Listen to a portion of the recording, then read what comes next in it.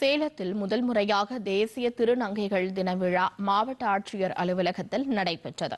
ஆட்சியருடன் இணைந்து கேக் வெட்டி கொண்டாடிய திருநங்கைகளுக்கு நலத்திட்ட உதவிகளும் வழங்கப்பட்டன.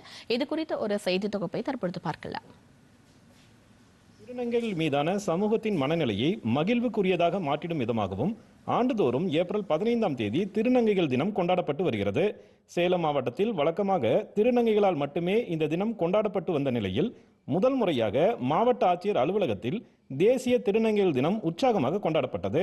மாவட்ட ஆட்சியர் திருமதி பிருந்தாதேவி தலைமையில் ஏராளமான திருநங்கைகள் ஒன்று திரண்டு கேக் வெட்டி தேசிய திருநங்கைகள் தினத்தை உற்சாகமாக கொண்டாடினர்.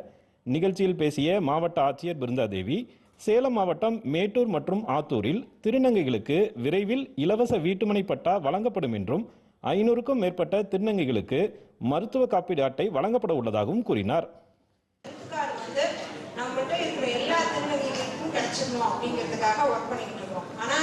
இன்னைக்கு வரைக்கும் நம்ம காசு பார்த்தோம்னா ஒரு 230-40 அந்த ரேட்ல தான் இருக்கு.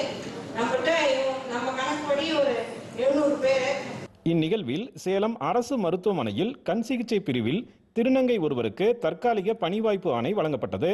மேலும் தொழில் கடன், கல்வி கடன், குடும்ப அட்டை, மருத்துவ காப்பீடு அட்டை உள்ளிட்ட நலத்திட்ட உதவிகளும் வழங்கப்பட்டன. போதைப் பொருள் தடுப்பு விழிப்புணர்வும் ஏற்படுத்தப்பட்டது. அரசும் சமூகமும் தங்களை சமமானவர்களாக நடத்த வேண்டும் என்றும் முதல் முறையாக அரசு அலுவலர்களுடன் இணைந்து தேசிய திருநங்கைகள் தினத்தை கொண்டாடியது மகிழ்ச்சி அளிப்பதாகவும் சேலம் மாவட்ட திருநங்கைகள் நலசங்கத்தின் தலைவி பூஜா தெரிவித்தார்.